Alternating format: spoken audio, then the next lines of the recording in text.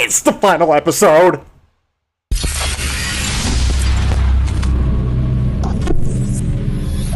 You heard it right, everybody. The last episode before the park tour. It's finally here. Breakwater Point is coming to a close with this video. It's been a journey, and have learned a lot about the new game, and I kind of know where I'm going from here with it. So it's been a good learning experience, fun build, lots of cool coasters, and overall, I think the park has turned out pretty cool. I'm talking like it's already done, which is not. We have one more episode before it's all said and done, so let's go ahead and get to that. First, little recap. Last week we took a look at Splash Landing, our kids and family area, which, like I was saying in that episode, I really like how it turned out. Lots of fun, vibrant colors, small attractions for the kids, lots of cool stuff. I really like my static attractions, like I was talking about. I think those turned out really good and add a nice little touch to the park. And yeah, it was a lot of fun, even though it took forever and it stressed me out. But yeah, it needed to be in the park, and it's there, and I'm happy with it. So yeah, let's go ahead and move on to the final edition of the park, minus small touches and everything. But I've decided I'm going to do touch-ups and backstage, even the hotel. I'm going to do all that off camera. I don't really think we need a episode dedicated just to that, because that's kind of boring. So that will get revealed. The hotel, at least, will get revealed in the park tour video, which is coming soon. So let's go ahead and take a look at the last part of the park and talk about it. And here, just across from Splash Landing, is our final edition. It's not going to be anything huge and crazy, but that's kind of the idea I went with it. It's a slightly elevated area, like I did over near Skybreaker, because I really like how that turned out. So I'm going to do that over here on the back side of the park, just to give a little bit more elevation and differences in the park, so it's not so flat. But basically what this is just kind of a landing area plaza for the other end of the cable cars. So we've got this nice big open plaza area. Going to kind of do something similar with the loading station on this end, where it's got shops built into it. It's just not going to be as big as the other side, because we do have this other building over here that we're going to have next to it. It's going to have some bathrooms and gift shops and a little eatery. Big open plaza. I did bring the logo over to this side.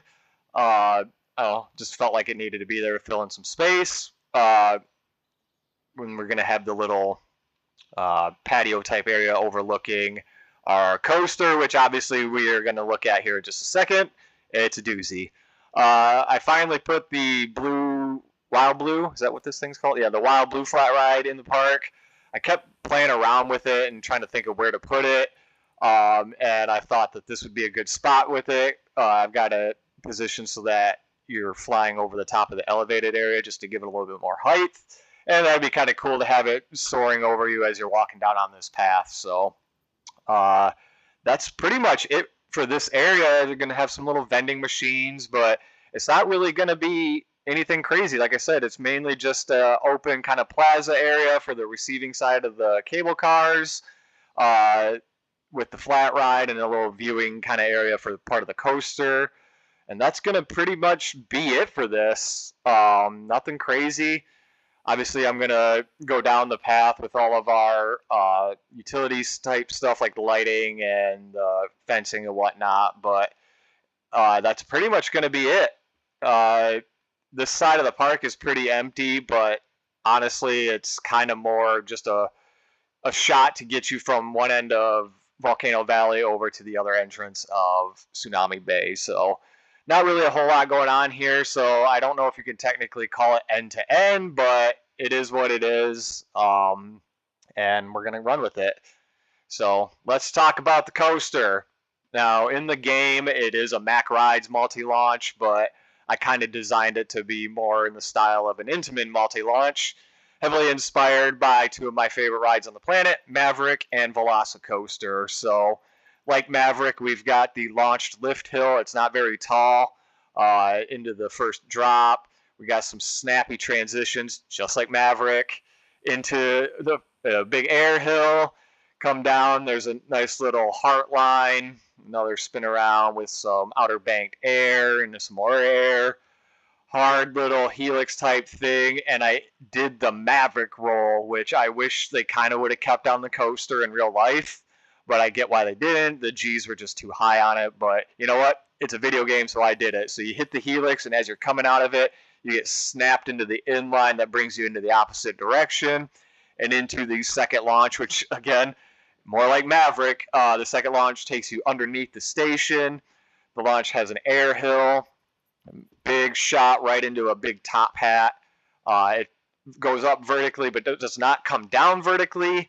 Kind of more like Velocicoaster, even though I think Velocicoaster is vertical when you drop. I'd have to double check that, but into a big air hill, some more kind of snappy air hills, into the 0G stall over the helix, down over the water, into another small air hill, and into the station.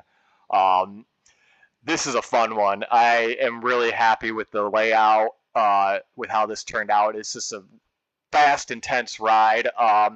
When I initially built it, the transitions were a lot snappier, which is what I was going for, but after smoothing, they did kind of soften up a little bit, which I'm not super happy with, but it does make for a better POV, I guess. It's not as jarring.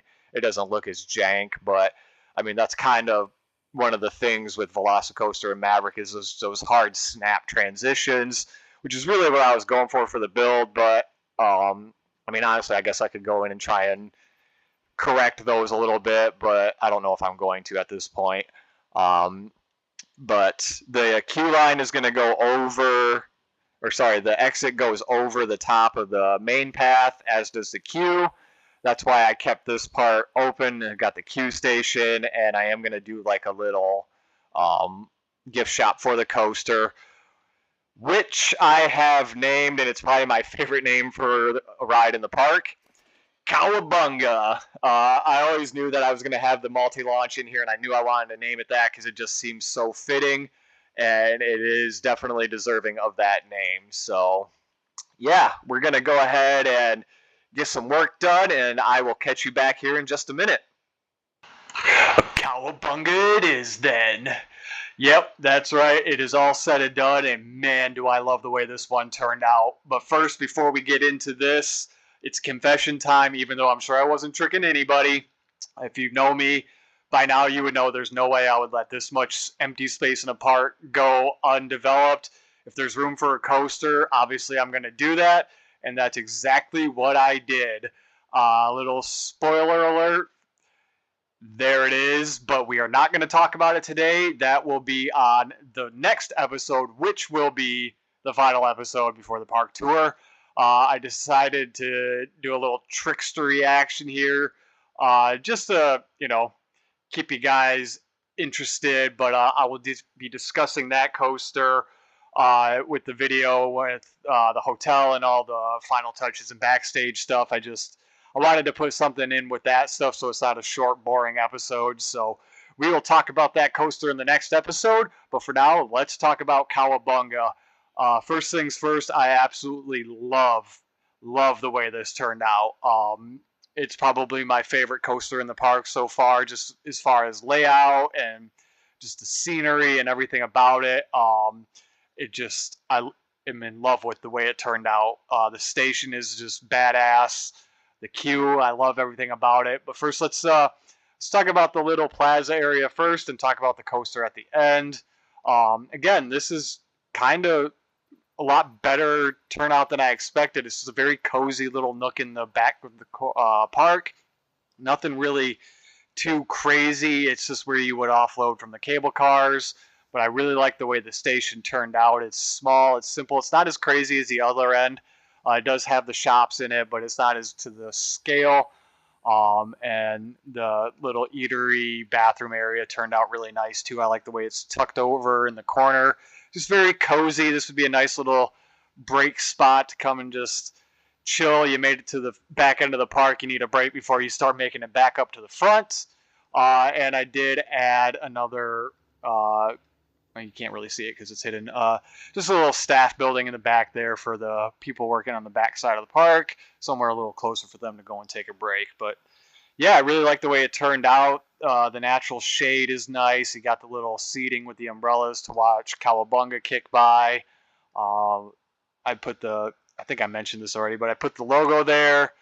Uh, Stormbird is all said and done. And yeah, it's just a very cozy little hideaway corner in the backside of the park just to kind of come and take a break before venturing back up. So it's all it really needs to be, but I'm glad I did it and how it turned out. It's very nice. I could see just going up there to kick back for a little 20-30 minute break and then keep on venturing down.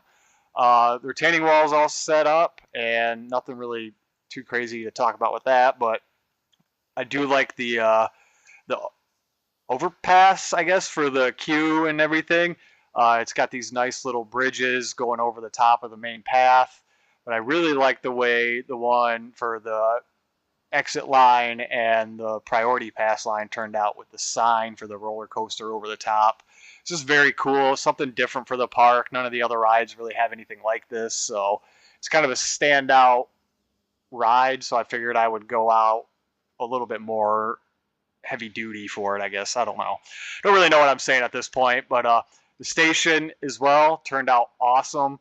I really like its open air elevated kind of style with all the beams. I mixed up the color and the brick so that it's a little bit more unique and standout-ish with the service area connected to it. I do have a little access service area road back here, which is going to lead out to the main plaza area over here, which we'll talk about next time. But yeah, it's just, I really like the way this one turned out. I added a lot more of like the volcano kind of idea to it, just to give some more scening around the coaster. And yeah, I kind of feel like I'm rambling on, so let's just call it that. This is Kawabunga.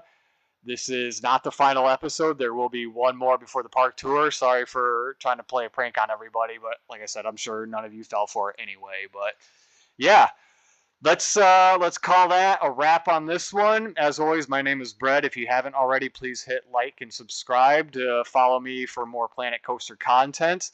Uh, 2 more episodes for Breakwater Point, and then we are moving on to the next big project, which I'm excited to tell you guys about. So stay tuned and make sure you're following me so you can see what that one's all about. So that's going to do it. Take care, everybody. Enjoy your ride on Kawabunga.